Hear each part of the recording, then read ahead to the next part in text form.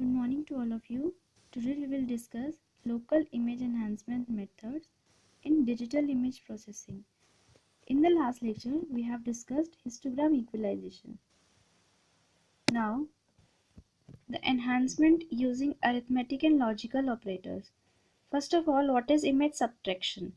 It is actually subtraction of noisy image, that is hxy, from the original image, from which we will get gxy, the enhanced image, after removing the noise. Now masking, it is referred to as region of interest, that is the region of interest for processing of image.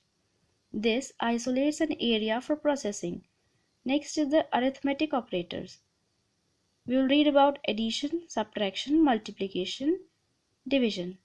In multiplication, it is used to implement gray level rather than binary. Right. Next is the logical operators. As we all know, what are the logical operators? These are AND, which are used for masking, OR, which is again used for masking, NOT operation, that is negative transformation, as the word itself signifies. Also, these are used in conjunction with morphological operators. Now, the enhancement using arithmetic and logical operators. As we can see in this image, the original first image, if we make it or AND it with the second B image, in this case the part which is masked is logically AND with the original image. What we will get is the masked portion only.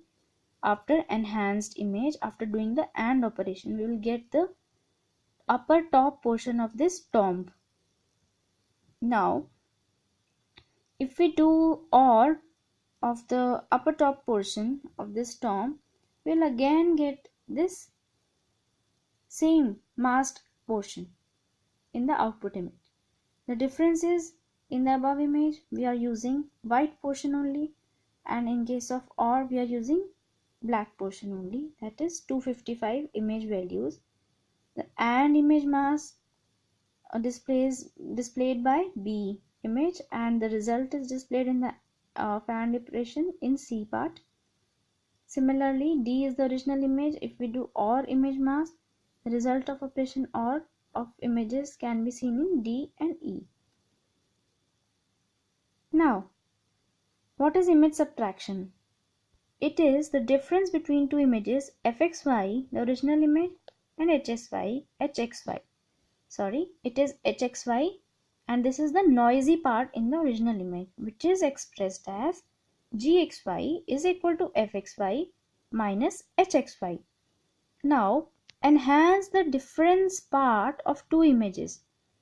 The difference what we have got from the image subtraction, now enhance that subtracted part only, right? The difference part of only. The contrast stretching transformation, in this it includes this method, the contrast stretching transformation. It is useful for evaluating the effect of setting to zero the lower order planes. Actually, it is useful for evaluating the effect of setting to the zero lower order planes only. Now, mask mode and radiography. How we can enhance the difference part of two images? These are the two methods explained. Now, next is the sort of scaling. It is actually solve image values outside from the range of 0 to 255 or minus 255 to 255. What it actually does is, it adds 255 to every pixel and divide by 2. That is fast and simple to implement, but the full range of display may not be used. Next, it is more accurate and full coverage of the 8-bit range. Now, the values of the minimum difference is obtained and is negative added to all the pixels in the difference image. The values of the minimum difference is obtained, right? And its negative is added to all the pixels in the difference image. Now, all the pixels in the image are scaled to 0 to 255 values by multiplying 255 divided by maximum value. So this was all about image subtraction, right? Now we will discuss about image averaging. In case of image averaging, what we will do is, here we will add an eta part. That is, we will assume every pair of coordinates x, y, the noise is uncorrelated and has zero average value. Now, in case of image averaging, when taking pictures in reduced lighting, that is low illumination, the image noise becomes apparent. If we take the picture in low illumination, low lighting, then the noise becomes apparent. We'll able to differentiate between the noisy part and the without noisy part, right? A noisy image gxy can be defined by gxy is equal to fxy plus eta, or noise. You can say the eta xy is the noisy part. Now if we add this noisy part, we'll get the gxy. One simple way to reduce this granular noise is to take several identical pictures and then average them, thus smoothing out the randomness. If you will take the same still or same picture many times of the same object, right, and if we average them, then somehow we are able to reduce the noise, not fully but partially. This is one of the methods. This is known as image averaging. Now, how the reduction of noise content by adding a set of noise. As k increases, images formed by averaging k different noise images. So as k increases, the variability of the pixel values at each location xy decreases. So it shows the maximum number of pictures we take of that still image, the maximum variability of the pixel values at each location decreases. That means the noise component will be decreased. The image GIXY must be registered in order to avoid the introduction of blurring.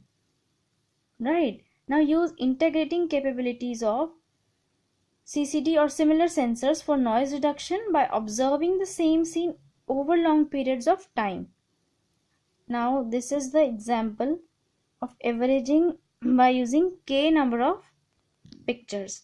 Here k denotes 8, 16, 64 and 128 noisy images. Here we can see the histogram of these images. Now here in the A part, this is the fractal image. Now next is the result of setting the 4 lower order bit planes to 0. Now C is the difference between A and B. It is very negligible. You can see the fine details in this image, right? So this is the difference between A and B. And D is the histogram equalized difference image. Now this is actually when subtracting two images, negative pixel values can result. So if you want to display the result, it may be necessary to readjust the dynamic range by scaling. It is actually the first part is the mask image, second part is the image with mask subtracted out. So it was all about the local enhancement, or we can say the use of averaging and image subtraction and image addition operators, right? So this was all about this lecture. And in the next lecture we will discuss more about the basics of spatial domain filtering methods. Thank you. Do you have any questions?